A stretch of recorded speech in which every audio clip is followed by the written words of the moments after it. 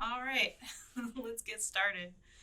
Welcome, everybody, to the Get Down Skill Show with my co presenter, Amit, and I am Anna. And you can reach us on Hello, everyone. Twitter. So please follow us. I'm Animatronics, and Amit is at Amit. Very classy, very short, very classy. And these are our cartoons, which have their own opinion, which I can show you over here. Let's see. Laptop split. There we go. So yeah, we're back in cartoon form, and our cartoons have some of their own opinions as well. So like, let's annoy our users with really bad house music. Probably not always a good idea, but we're thinking about it. And an insult generator, so that'll be interesting. So I wanted to do a quick recap of what we've been working on. So before I showed you a little bit of a script of the dialogue between Alexa and the user, and then I was going to make for you the following user scenes in Adobe XD. So that's the happy path, that's first time introductions, errors, help, unresponsive users, returning back for more exercises, overachievers, and tracking, which we're going to talk a lot about that today because it's actually quite involved and it's something that this skill, the retention kind of hinges on. So, the good news, bad news. So, I'll start with good news. Good news, a lot of storyboards. The process was actually pretty quick. It was nice to iterate and make a bunch of them. And there were individual pieces where I could see where we could just turn that into a variation really quickly. And then there's the opportunity for the random insult generator, among other random phrases that we could make in this skill.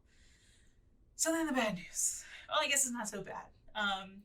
It's not that easy to track what to remember about the user, so we have to choose carefully how we're going to build that. And I mean, I certainly there's going to be a lot on your plate of what we're going to have to track and how we also assign our awards to users. So this memorization of, personally what's happening with this user is going to be very key to the skill.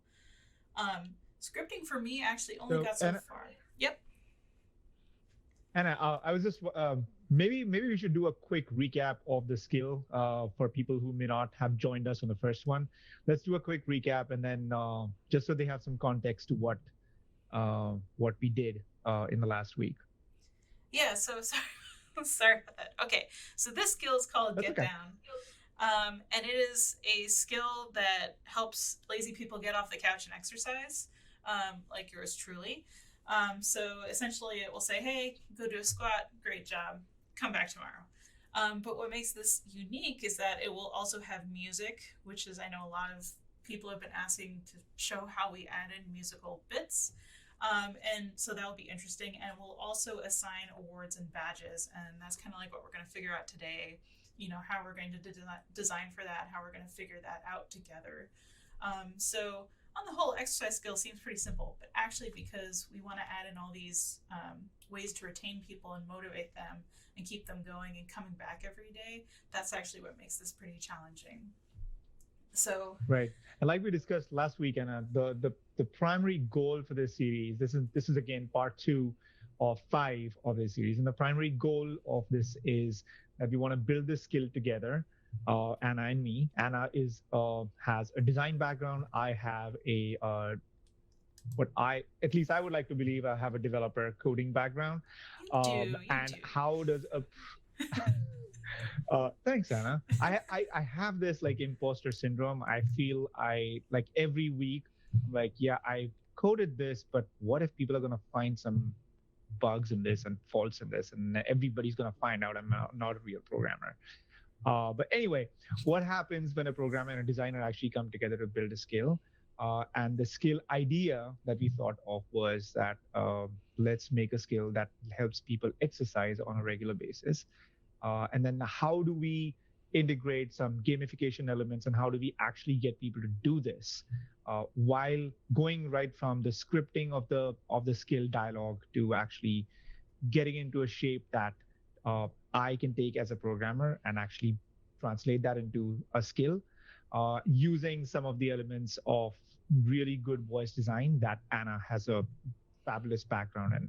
So how do we get those two elements together and build this skill together?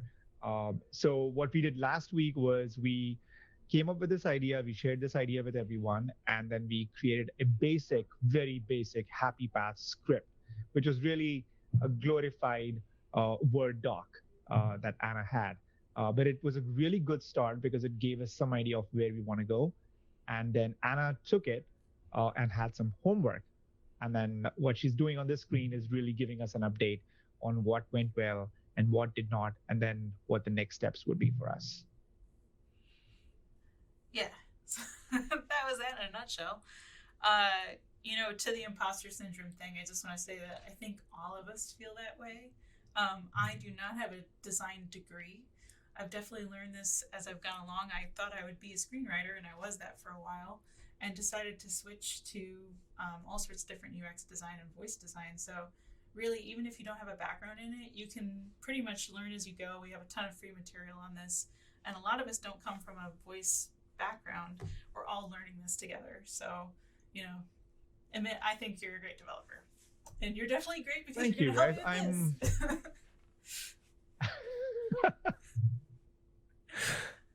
So anyway, I'm going to go back to a little bit of the good news, bad news. So that script that you talked about, the simple Word doc, for me, it only got so far, which is interesting because I normally like to start with a lot of scripts. However, I will be returning to this script later because we're going to talk about testing. Instead, I was kind of iterating more in Adobe XD. I was making these cards, and it was like I really didn't want to stop that creative process. I was just making a lot of stuff. So that was fun. But then I kind of got to a stopping point with the scores and the badges, which you and I can talk about how we actually want to hash that out. I have a few ideas, but I'm sure from the developer perspective, you're going to tell me what's in and what's out. So to that end, let's talk a little bit more about retention. So we had some outlines before. This is a slide that was a little bit changed, but essentially we went over what our goals are for the user in this skill, and that's going to be, she gives you an exercise task, it earns you credit over time, like how many squats you've done. She's going to sass you out if you shirk your work. She plays music for you, and there's a reward-based system. But my highlight here is what's the actual real value? What is this reward system? What is actually going to work? It's not like, hey, you get a gold star. Nobody's actually going to come back and do your skill for that. So let's talk a little bit more about the fog behavior model. So we talked about this last time, where anything under that dark blue curve, nothing's going to work, right? The user has to be motivated and have the ability to do so. We need to make the friction as low as possible. So that's also why in our skill, it's like, hey, do a squat, not 100 squats, which, by the way, after talking to my mother, who's a registered nurse, said, you probably shouldn't do 100 squats in a row. Probably not a good idea. But anyway, we need to find something that's enticing and that's easy to do, right? So I think the idea is there, but how are we going to make the reward the enticement to get them back? Yeah, that's really interesting. What you said just said, Anna, that we want them to start slow so they can actually get to it. One of the things that I run into all the time is I promise myself like a gazillion things to do, and I'm going to start all of them together. I want to get up early, and I want to exercise for 20 minutes, and I want to write something, and I want to read something, and I want to have like these so many things I want to do. But I found that if I try to do them one at a time, I try to build them one at a time, really take it slow. There's a stronger possibility of that habit actually holding through. And then I was reading this book. It's called Atomic Habits, and it makes the same argument that it's really not about the number of reps. It's really you get one rep in every day. And if you'll get enough reps in that it'll actually become a habit. But it's really not about the quality. It's just getting one rep in on a regular basis. So we should do something like that we start use slow. As long as you're doing one squat a day for like maybe 5 days, you are showing up, and showing up is half the battle, right? And then we can obviously increase those as we get more personalized workouts for them. Yeah, so that's definitely something in like that we should probably test out. Like, do people want to do just one a day and get credit for that, or do they want to achieve more, or actually? It kind of reminds me of I used to live in Hoboken, which is across from New York City. It's kind of a high cost of living area, and a friend of mine actually had a gym membership where he would go in, lift one weight just so he could use the shower because the apartment didn't have a shower at the time. So he actually got some guns after a while because he would just lift the one weight like one or two times just so he could get his shower in. Right. But it's kind of like Right. that. Like eventually he did through that one or two reps a day, just so he could get a Totally. shower. But yeah, Totally. goals, right? Goals. The struggle is real. Yeah. So The Lord of Sound actually has a really interesting comment, uh, where, and we'll I guess we'll talk more about this. We briefly talked about some of the principles that we can use to get people to come back, but this is actually a really good one where you have asked them to have 5 people that if you miss, they will be informed. So that plays on a uh, avoidance kind of strategy, that you want to oh yeah, avoid that loss, or you want to avoid that happening. I like that So that's actually a pretty good accountability. one. Yeah.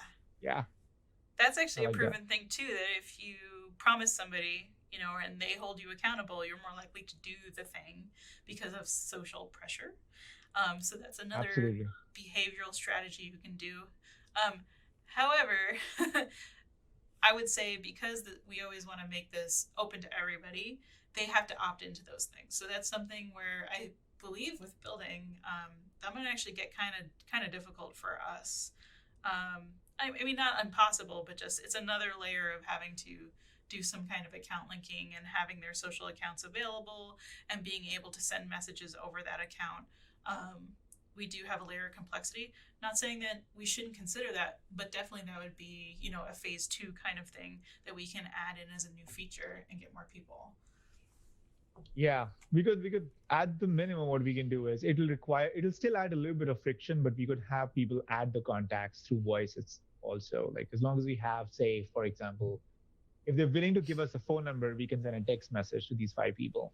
Mm-hmm. Right? You do this 5 days in a row, and we let them know that you're on track. And if you don't, then we let them know too.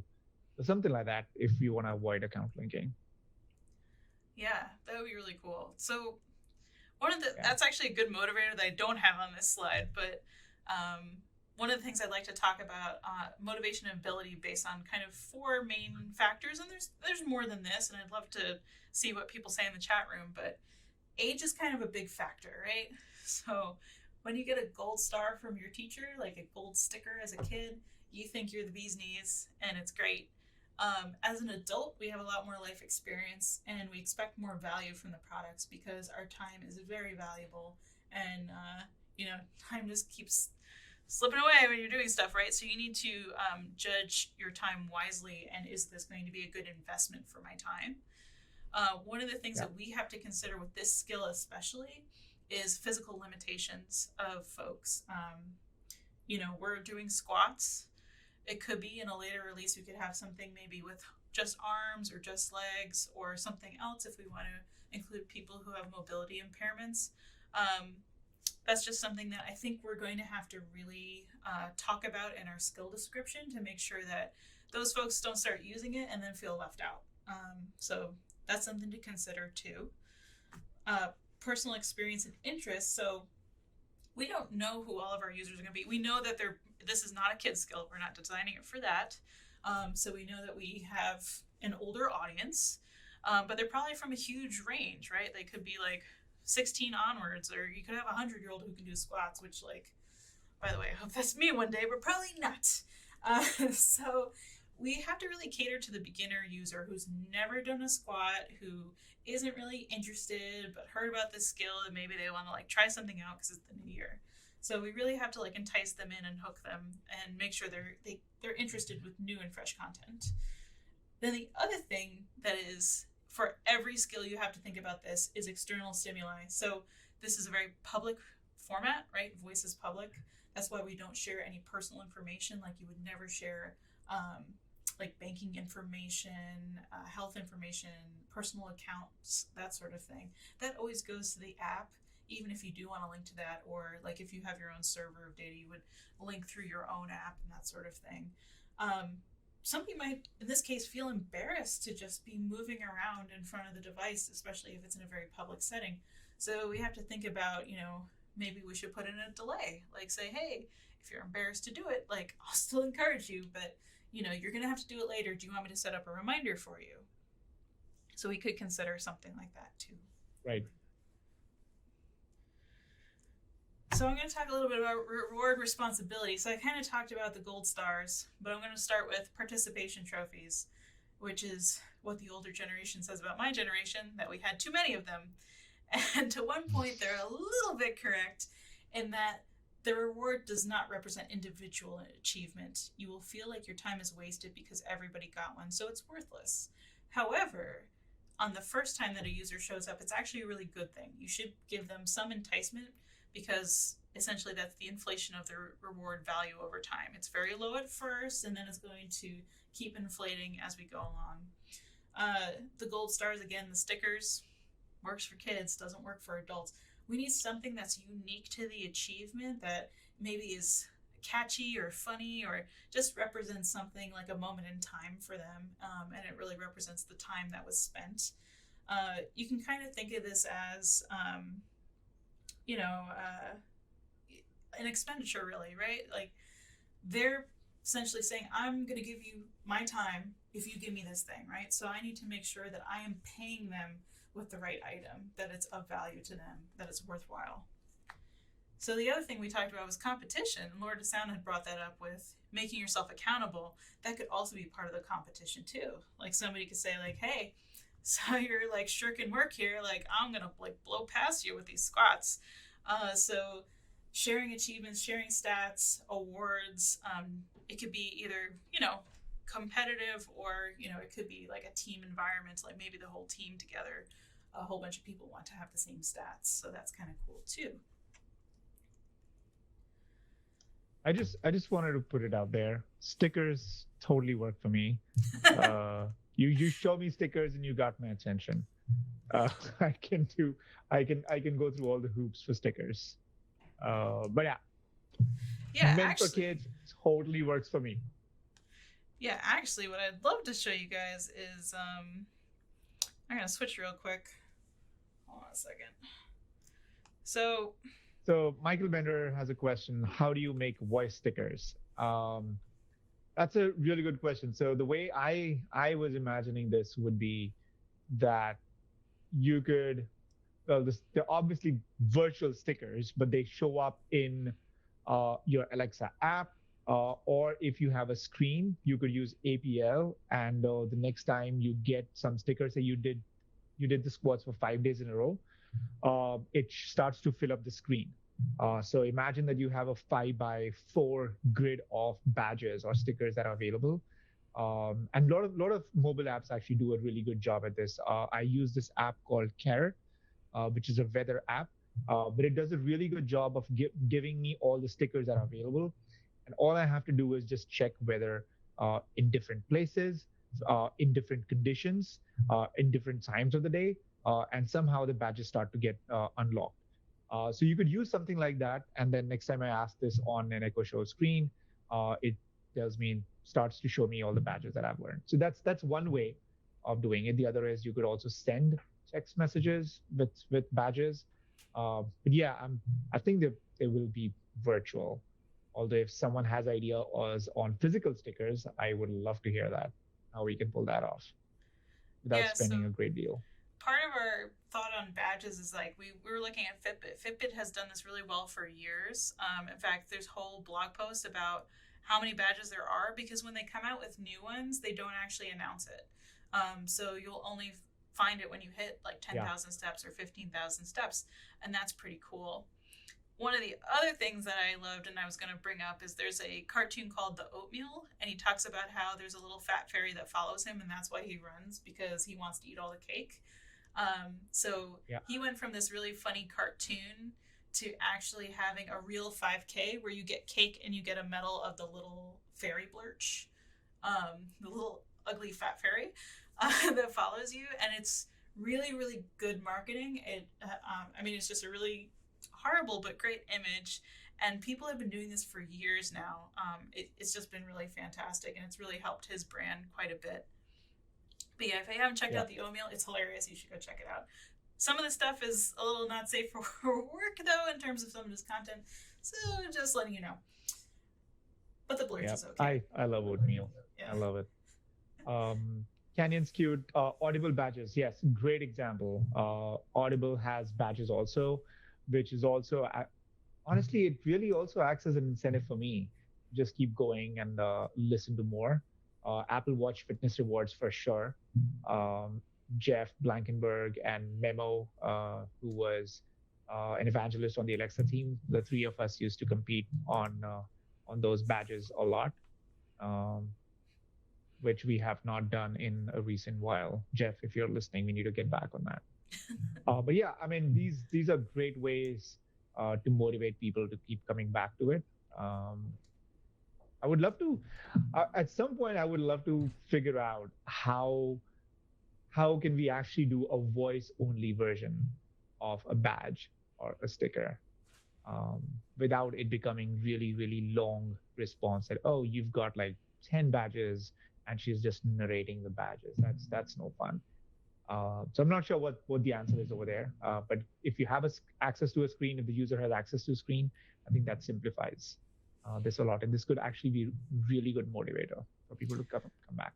I'm kind of thinking that with the badges, instead of listing them all out, um, this might be an interesting case of what do you keep secret and what do you tell people? Like, hey, you've gotten 10 out of 14 badges.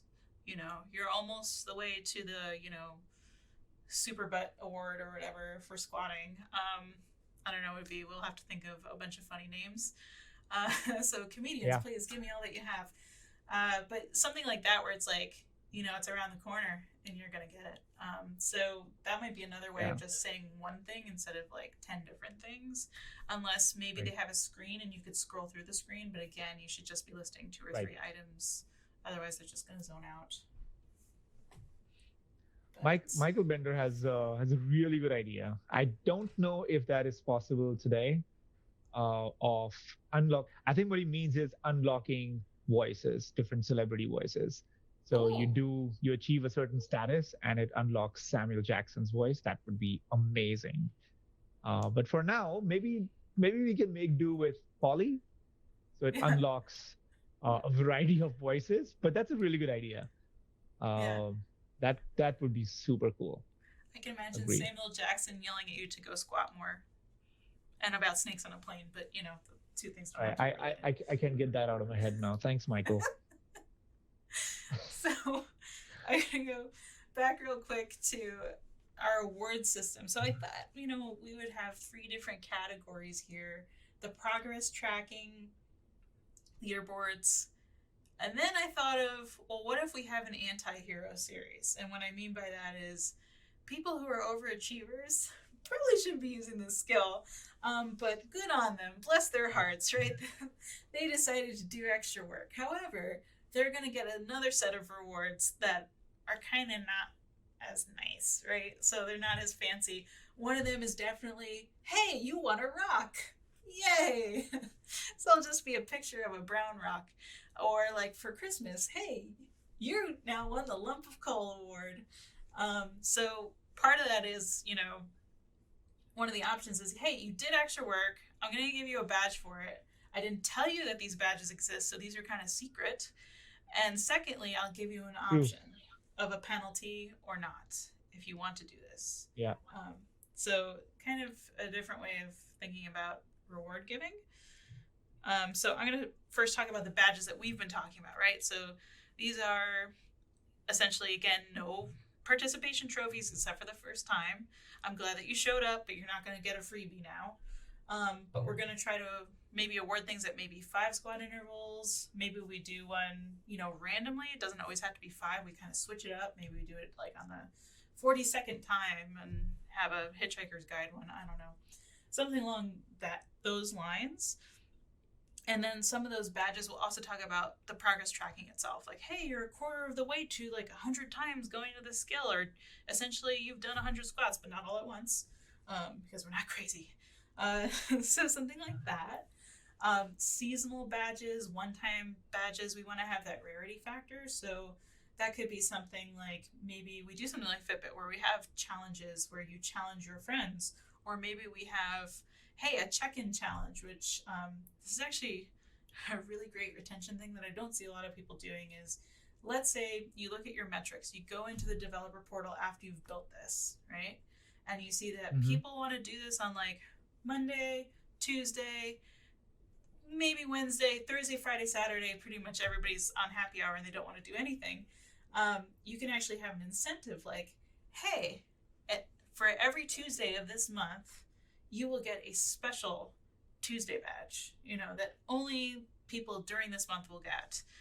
If you do your squats at this time, you will get this special thing. So it's something to incentivize during, off-peak periods for your skill to get people in and using it. This is also like pretty good for if you have new game content, or you have something that is time sensitive and you want people to go back and keep doing it so they don't lose progress, but you don't necessarily want to remind them. That's another way to do it. I talked about our overachiever award. Essentially, you're going to get a lump of coal. And then I thought, hey, why don't we have an ultimate achievement award that once you finally get to 100 squats, you'll get the Not a Couch Potato Award, which is in honor of our little Blurch Fairy friend. So I think our visual designer Kitty is going to have a lot on their hands with designing a lot of badges for us. But yeah, so the 100 squat challenge, I thought about this, it's kind of a lot, but there's a lot of challenges out there about do 100 squats in a month. I'm not really sure that's good for our audience necessarily, but there's definitely different ways to do this, right? 100 squats over the lifetime of using this skill. Maybe 100 squats in a month if it's for a competition. We could have a bunch of different ways of doing this, but the 100 number just seems like something that has really caught on the media attention. It's kind of this zeitgeist moment happening in fitness. So just wanted to put that out there. So let's do a quick, let's run through this list and try to see what we need to do on the development or the database side in order for this to be successful. So the first one is no check-in badges. So except for the first time. So we need to track the number of times, like what is this first visit or is this the nth visit? So we need to keep track of user ID along with the number of times the skill has been open. Right, Anna? Mm-hmm. Yes. So, and then every fifth one, you're giving them some incentive. So we need to keep track of the cumulative number. Yeah, I wonder if this is actually a good time to go into why I actually went into our third mode, away from even XD. I started doing variations in Airtable or a spreadsheet, which I actually will show you in 1 second. Let me go grab that. But I had that problem too, right? Because I'm thinking of how are we going to track all this variation. I don't think XD is a good way. You're not really getting creative anymore. You're just kind of showing iterations and randomization. So I think the easiest way to go about doing that was actually kind of listing it in a table. Let me see if I can bring that up for you guys. Cool. So I kind of can't, blocking there. Okay, so I'm using Airtable. You do not have to use this product if you don't want to. It's just Amit and I using it, so it's free for now. You can use any spreadsheet program, Google Sheets, whatever you want to use, OpenOffice. But essentially, I started just doing get down phrase randomizer with. Anna, you may want to zoom in a little bit. Oh, sure. Yes. A little hard to read. 1 second. Doop, doop. All right. Is that a little bit better? I'm sorry for the GUI elements on the bottom. That's just an Airtable silliness. I hate floating buttons. Anyway, So essentially, what I'm doing is just have a ton of different utterances, and I'm just going to keep tracking all of my different welcomes. And as I keep thinking of different ones for different situations, I'm going to put them in here. So, like my welcome for the first time, I may only have one, but I may have a bunch of returns. I decided people who return twice or more in one day, so I label this as 2x plus. Those people will get, it's going to get a little sassy on them because it's going to be giving them a second exercise that's going to be different from the first set of exercises. I also have like I like that. exercises as well, right? So prompting them, what kind of prompt is it, and what kind of exercise is it? So like maybe I need, to remind them you had, 10 squats last time. You're up to 11. Then I have the second part because I tell them, "Are you ready?" And then we go into the exercise. So there's a reminder, a readiness, and then the actual exercise where they tell me when they're done. And then, as requested, the SAS generator. Oh yeah, so this is SAS generator 1.0. Um, we'll be adding some SAS so people can look forward to Alexa chewing them out about something. So uh, there's also some information in here. So like, no excuses. You have to do this or you're going to lose your streak. So there's also some important information in here, but we're just going to kind of randomize this because you don't want to hear like this all the time. It's just going to get really boring. So I think I have a ton of these. But as we go along, we'll keep adding to this, and you can never have enough that you can add to. And I started to think about personalization too. So I was thinking there's really three categories, and admit like this is definitely something that I want you to chime in on. But what exercise do I know they're going to do that I'm going to assign to them? What are the number of squats? Are they going to learn a new exercise? And then if we offer ISP, that is a special form of tracking. I don't know if any of you have done Right. ISP, but that has its own system to go with. So those are three I thought of, but maybe from a development standpoint, there might be different, like the award system or badging. We may have to add a new tracking So system. yeah, this is really interesting. So for personalization, how are we personalizing it? Is it the first time? What kind of personalization are you thinking? So I'm just Are you thinking that, asking them a question? Do you know how to do this? yeah, so just to make sure that they know how to do a proper squat because we want to make sure that, they don't hurt themselves. Although, like, we assume no liability in this skill, obviously. But that, it's essentially a help scenario that I'm going to guide you through the first squat. And then after that, I'm going to keep asking you to do squats, and you'll see whether or not I sass you back. So that's kind of what it is. But the personalization comes into I see it as the number of exercises. If they decide to do a challenge because they're overachieving, what kind of Right. badges they have. And also with ISP, the way I set up ISP, and we'll go over that when I go to the XD, um, I had a little bit different thing with different squats. So we'll go into that a little bit later, but it does get a little more challenging with ISP. And I don't see this as like a phase one thing for us. I think we should get the skill done right, the foundation done, Agreed. and then add the ISP. But I'm thinking about it as I design that I want that as like a phase two or phase three thing that we go for. But yeah, I also talked about my And for seasonal those for those who awards. maybe for those who may be wondering why Anna has chosen to do this on a spreadsheet or on something like Airtable, we could have very well hard coded this into the code. It's not ideal, but we could have hard coded this, or we could have also done this in a database like DynamoDB or some kind of MySQL database. The reason we chose to do it this way is because Anna would want to make frequent updates to this, right? This needs to be, and these are again responses, right? So these ideally should be as dynamic as possible. They may be seasonal, they may be for a very limited period. Um, or Anna might actually be tracking the responses and changing those based on the feedback.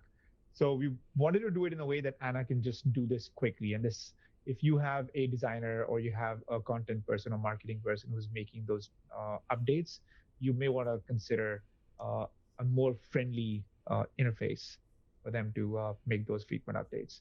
So that's the reason we are looking at this. Like Anna said, you don't have to use this, uh, and we're experimenting with this. Hopefully, this will work out. If not, by the end of this, we will either survive or we'll drown, and you will know it regardless if this was a good idea or not. But that's the thought process behind it. Yeah, so take your bets now as to whether we will survive or fall on our faces. No, I'm just kidding. Shouldn't. Yeah, don't bet. I mean, but Michael whatever. Bennett, Do your no. So thing. Michael Bennett has a question. My question is, are you going to go at all Jeff Blank? There's no one on this planet who can go all Jeff Blank except Jeff Blank himself. You can't out So Jeff no, Blank. Jeff Blank. Like what? no, Doesn't make any sense. that's just not even possible. But we can try, right? That's all we strive for. So I want to emulate Jeff Blank as much as possible. While I'm not going to even get it close to Mr. Blank. Right, But well, yeah, Jeff is the one who's actually discovered Airtable first, I think, or one of the first people who discovered it on Gmail. He's just taken it to another level. He does everything on Airtable. Uh, I think we will try to use a combination of DynamoDB and um, Airtable, but we'll see how it goes. yeah, we also have another, like, Quip is another one that I see a lot of people using because it has sharing functionality. So you don't have to like keep downloading a spreadsheet and sending back and forth. It's just open on the internet to your group that you allow in, which is kind of nice. Also, you know, for a lot of creative folks, like unless maybe you do like data science or you've done coding before, DynamoDB is a lot to ask of somebody, and you really just want to have their ideas on paper, and then later if you guys want to like learn how to do it, if you don't know how to do it, you can go after it. But we want, again, ability low, keep it easy for us as the designer and developer too. So I'm going to go a little bit back to our badges. So we talked a little bit about this badge tracking, and I think it's kind of this thing that's evolving as we go along. So, there's actually a really good question from Oxygen Box. If you use clever or wisecracking responses for refusing or slacking, don't you risk reinforcing the negative behavior of people who don't want to hear more smartass responses? Yes, actually, you do. So I think we have to be a little cautious about it, where, it's kind of like the carrot and the stick, where you might say, like, hey, Rome wasn't built in a day, and neither will your behind be if you don't actually squat. But hey, still, good job. So you need to do a little bit of both, and that's part of the randomization, I think, is to make sure that you have a weighted balance between the ultimate sassing and then giving the reward of like, hey, like you did it, and I actually appreciate it because I was sassing you to make you do it. I'm not against you, I'm for you, kind of thing.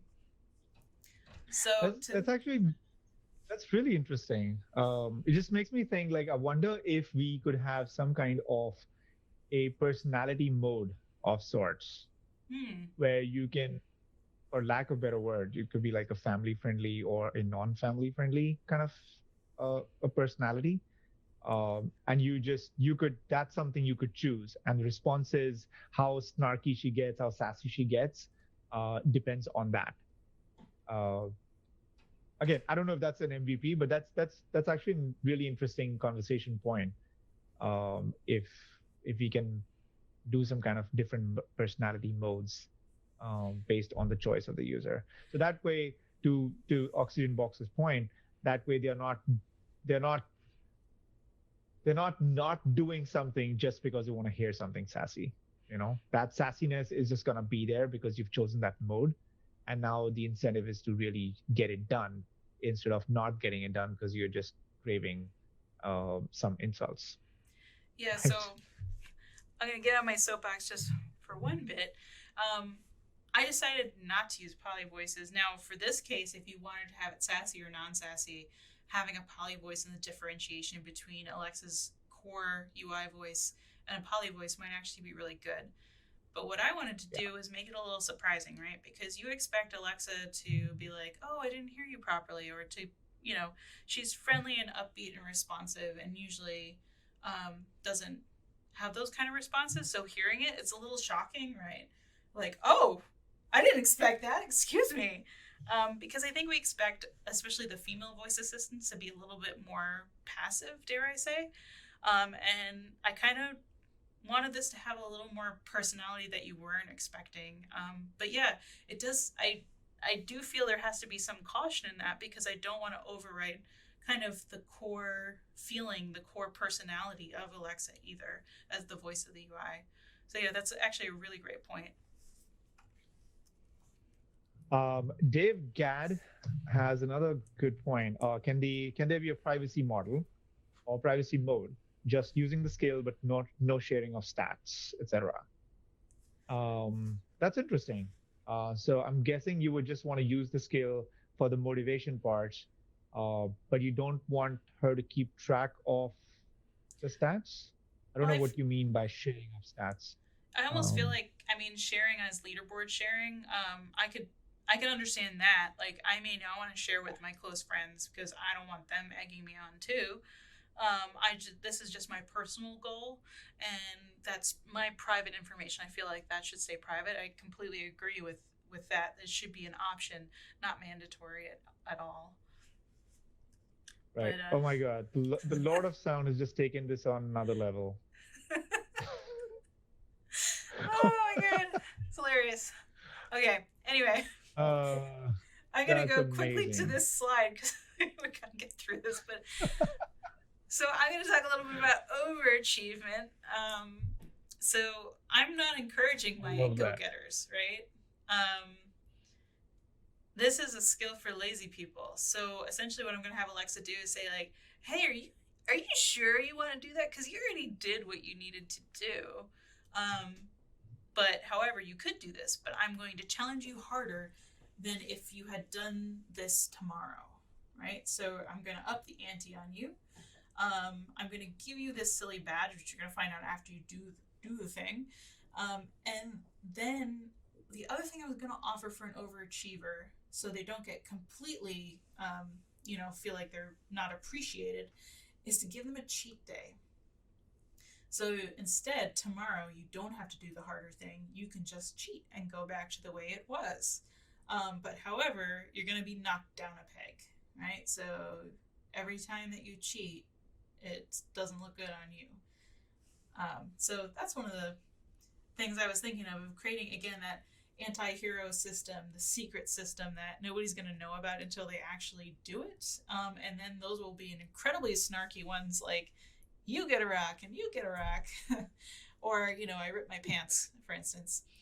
And the seasonal badges, one of the ones that I really I really liked was 4th of July is going to be running with fireworks and explosions, so that'll be interesting. So a little bit about, we just talked about the leaderboard stuff, and again, that privacy I think is key. You should opt into a leaderboard. You shouldn't be forced into one, right? Like if you only want to see your stats, that's fine. We never want to push you to do stuff on social media. That's completely up to you. You control your destiny on this. Still, though, if you want to create a competitive atmosphere, I think there could be levels here, right? Like we could have um, essentially, right, like just your friends, certain people you pick. Maybe it's a coworker team. Like I know a lot of people do the Biggest Loser challenge. That's been very popular over the years, and like office teams do that. Or you could like open up to everybody in your social media because everybody is technically your friend, if you want to, if you're that open about it. So this same thing with the leaderboards, right? Like you could also see overachiever leaderboards, and maybe we keep those secret so only the overachievers can see each other. Same thing with mystery Hmm. badges. People saying like, "Hey, I got this special badge. I showed up on Tuesdays. Didn't you know there's a Tuesday badge? Oh my, you should go get one." So stuff like that with like seasonal events, special events, things where we want to come back, and we'll never have that badge again. This has worked Yeah, very we could well we could for. go crazy with the mystery badges. Yeah. Well, Habitica does this really well, so I don't know if you guys know about that. I was going to bring it up, but I can't log into my account for some reason. It is a little like 8-bit character that you have that you set goals for yourself, and when you accomplish them, it gives you a little costume piece, or you can go on little quests and you'll get like little swords and things. And a lot of those, they never come back. It'll just have something seasonal, and you can't actually, with your little gold points, buy it again. Or you can't win it again. And that's actually been really, really good for them. It's been really popular, and it also helps their developers develop new and cool things, since it's all pro bono work, which is kind of awesome. So I'm going to do a little homework for the holidays. And in fact, I'm going to take it so you only see this slide. But my homework and your homework, if you choose to do this with me, is we're going to be testing out our script, right? So I'm going to have to go back to that dialogue script. And herein lies the rub, right? Because I really diverted from my script. It really was only a happy path script. And I started to get into this kind of design groove in XD, and I have a lot more cards that I need to account for. However, I feel like the script is something where you're going to kind of improvise on anyway. It doesn't have to be, exactly like the script. So here's the deal. This is the way I'm going to do it. I'm going to redo my script just a little bit. I'm not going to go crazy. I'm going to find at least 5 people, because if you have at least 5, you get a little bit of statistical relevancy. Like if you have under 5, you're going to have very divergent opinions. If you want to do more than that, that's fine too. You're going to play Alexa, and your test subjects are going to just be themselves. And you want to have, if you can, a diverse range of test subjects. Like maybe I would pick, somebody from an older generational group and somebody from a younger one, somebody from, maybe a different state or a different country, and see what they say. And again, don't worry about going off the script, right? Because if you say something different as Alexa, you need to record that. And when I say record that, you should probably actually do this on your cell phone, since now we all have very smart devices, right? You can just take a video of yourself or take a audio recording. And this way you don't have to stop and take notes. You want to be in that moment, improvising and thinking about, well, wait a minute, if this wasn't Alexa, if I was just responding to this person, like what would I say? If I was a trainer, what would I tell this person? And that's how you get Alexa to sound more realistic, because you as a human, you've grown up since you were a little baby learning language from the beginning. And that's kind of, for you, it's a lot easier than Alexa, right? So you're going to have to train the Alexa voice model to kind of mimic what you're doing. So yeah, that's super important. I think that's even if anyone is building a skill or is in the process of creating the voice, the first few scripts, this is super important. Having 2 people actually enact this, like Laura Sam just said, get Justin and Allison to enact the scripts. We may actually be doing just that. You never know. Foreshadowing. But yeah, I mean, getting 2 people to do this is a super way of cutting through all the things that you think people will say, but people don't actually say, and things that you think people will never say are exactly the things people will use. So that's a great way of knocking those outside the edges, things that you think are outside the edge. That's a really good way of doing that. Yeah, so I'm going to do a quick back to design, because I haven't actually shown you the XD. So I want to show you how I diverged a bit here, and naturally you may come to like a similar thing. You may like XD, or you may like the scripting better, and it's up to you the direction you want to go in. So I know this is really small, but I'm doing this huge like zoom out so you can see I'm going kind of on these verticals, right? I have my storyboards to the left of the screen. On the right of the screen are my variations. So I'm just gonna try to go into this a little bit. FYI, if you are using XD, there has been a recent update. So if you're downloading, like we're gonna have this up on GitHub in the next day or 2. If you download it, you need to be on the latest version of XD to view it. Secondly, if you're doing this on a desktop, it's going to be really hard. You're going to have to do, you press down the spacebar and you use your mouse to like drag the canvas around. It's much easier, and it's actually really designed for a touchpad. So just a few tips. So this is my storyboard, right? So that's my first time welcome. And then I have some variations, right? Like I have somebody saying, "No, I already, I'm saying, "Hey, do you know how to do a squat?" They say, "Yeah." Great. I'm going to move on to let me know when you're done, and they say, "No." Okay. Well, I got to ask them again, like, "Hey, you're going to get a little sass. You need to actually do the thing. Give me a squat and let me know when you're done." So in this one, I have a very angsty teen, maybe, who doesn't actually want to do anything. Um, and I just kind of end the session because it's going to be stupid to just keep going on and on and on, and that sort of thing. So I thought of a couple of different ones, like in my no response, somebody just doesn't respond to me. Maybe I'm a little bit more encouraging, right? So instead of sassing them out, I'm saying, "Hey, you're awfully quiet. Why don't we do a squat together?" And then play some music.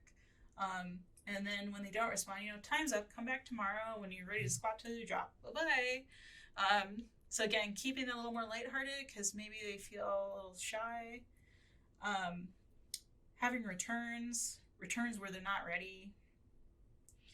Um, So, Return and no Anna, I'm response. curious.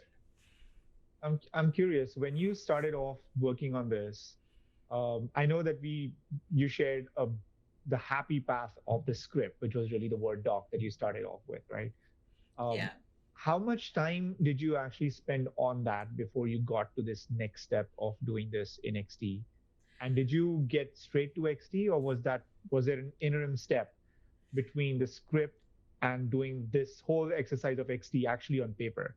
Because I found that I tend to do this faster on paper, but I was wondering what your process looks like between scripting and getting to this point. I'm really fast with scripting, just because it's just a natural format for me to just, start typing away. However, I find that the XD visually doing the storyboards help me kind of think of like a process, right? Like, what's the process going to be? What if somebody doesn't respond to this? What's the variation of that going to be like? And so I'm kind of a more visual person, and the card system seems to help me a little bit more, and that's why I did more in this than I did in that original script. However, it's going to kind of bite me in the butt later, right? Because I have to do my testing. So, because I felt, Yeah, and more emboldened to do it if here. people who are Yep. sorry, go ahead, Anna. No, it's just so because I wanted to I just kind of got on a roll with the XD. I'm gonna have to go back and do some scripting. However, with that, you could just do script notes, right? Like you can say when somebody has no response, do this. When somebody has this, do that. So you can do it Yep. more as an if then or if when and then kind of scenario. If that works better for you than an actual script and it's easier for you to read off of and play Alexa. So again, it's up to you. Yeah, I mean, if people who are watching, if you have some process, we would love to hear how you guys actually run through this process of that first idea you had in your head and then scripting it. And then I'm wondering if you actually use a tool like XD, or is that a paper exercise you do? If you want to share that with us, that would be amazing. That just helps everybody understand different ways. Like Anna said, there's no one right way of doing this. This is something that works for different people in different ways. So But I'd be very curious to see what different approaches people have. we have a good question, Lord of Sound. Can you export an XD file to a CSV? Unfortunately, no, you cannot. You can export these as images because it sees them all as artboards. If that does not work for you, like so, what I've been doing is if somebody doesn't have XD, what I can do is export them all as PNGs. All of these cards are separate PNGs. Because I've made an artboard in the background, which is the template I've set up for you guys if you decide to use it this way. So you can print those out and just have like pieces of paper. Another way I've seen people do this is to do it in a spreadsheet. And you can actually put the images in each line of the spreadsheet. However, this gets like super unmanageable over time. But if you just need it for like a really quick thing, you could do that as well. Again, on paper, I've seen people do situational design with sticky notes too. Like, it's really up to you. If you don't have access to these kind of tools, we want to make sure that you can still design and make something really cool with it. Yeah, I vaguely remember that Paul Cutzinger um, was doing something, some kind of maybe he was doing an import of CSV into XD, but I know he had automated some part of that. I'll have to check with him. I believe it was a Um, JSON script that imported, essentially filled out a form field, and then it would port it so it was an into these import, not an cards. export. Um, Okay. yeah, so we don't have it the other direction. It was also fraught with issues since XD often has a lot of updates. So I'll actually, that would be an interesting takeaway to see if it still is applicable. But yeah, you can see up here I had a lot of variations. And that's where we got to the other part here, where I started actually doing it in Airtable. Because I said, hey, you know what? I kind of understand what my basic storyboards are. I understand my basic scenarios. And now I'm just kind of riffing on this, just iteration after iteration. I think it's time to start doing the just table of all these different variations so that, Amit can take that, he can put it into his own database. He can, analyze it, and we can kind of have that discussion of how do you want to randomize it? Is this really the right thing to have multiple responses for? When do I show this, and how do I show this? Or how do I say this? So those are kind of my core functionalities I have that relate to my scenarios. Yeah, that was that in a All nutshell. right. Well, Lord of Sound has a plugin. He's found a plugin Hmm, that converts XT to HTML and CSS. Wow, that's pretty cool. dang. 10 points at Gryffindor. Wow. That's awesome. There we go. Well, I think that's super. Ooh, I want to try that now. Okay. Yeah, me too. Me Yeah. too. Save that one for the Um, back burner. oh, and we should mention that all of the XD file, Anna, will make it available on GitHub. Yes. So let me actually get to that screen for y'all. So yeah. So resources. You can find all of this episode material, such as the XD file, the script, which I will be changing. You'll be seeing that later for episode 3, and we'll be having other documentation in there. I think we'll figure out a way to do spreadsheets and whatnot and share that with you guys. Also, when Amit starts doing his development work, he'll be sharing that on the GitHub too. So you're kind of going to see the iterations of this process as we're going along and how it's kind of building and evolving. And wait, I think Slytherin is less represented now that Cammy left. No, I'm a Slytherin. What? Don't discriminate. Uh, anyway, I like snakes. What? What about it? So one of the other things that I want to talk to you guys about is we are going to be having a big holiday break. So we'll be seeing you in 2020. We'll be resuming on, oops, sorry, this is wrong. Thursday, 12/19. I believe we'll be resuming on, is it the 6th? I can't remember. We'll be resuming in January. Oh boy, Yep. did not have my coffee today. So we'll be seeing you then. No, sorry, the 9th. We'll be seeing you on the 9th. Again, no coffee today. Yeah, we have the January schedule 9th. on. I'll post the link here. Yeah. So again, we love having you live on Twitch with us. There have been some great questions this time. And so if, get your friends, get everyone who's interested in skill building to join us, register for the show so they can ask their questions too. And we can just, build a big community who's following along with us. So thank you so much. And if you have more questions, we'll be on the chat. Yeah, happy holidays, everyone. I'm going to be coding a little. I don't know if anybody else enjoys that through the holidays, but I'm going to be coding a little bit, just a tiny bit. But wish you all a very happy holidays, and we will see you all in 2020. Yeah, happy Christmas, Hanukkah, Kwanzaa. Really like the sound of that. Yeah, 2020. It's gonna be good. It's clear. It's as clear as it gets. 2020. Yeah, so look for those updates on GitHub because I think I'll be adding some design stuff too while we're at it. We'll be up to no good. Mischief has not been managed yet, so anyway, we'll look forward to seeing. We should mention, Anna, if you have trouble opening that XD file, make sure you have the latest version of XD. Yeah, This yeah. I ran into. And you may have chunking updates, as I like to call them. It does not go to the latest one. It has to go through like a few iterations. So mine today actually updated, and it took a little bit longer, but Adobe's pretty good at warning you and giving you those free updates too. So you don't have to pay for any of that either. So yeah, I hope that, we can't wait to see what you build, and I hope this was inspiring, and I hope your new year is great. So thanks for Yeah. being with us today, and we'll see you in January. So see you. All right. Bye. Amit out. See you next year. See Cheers, you, guys. Amit.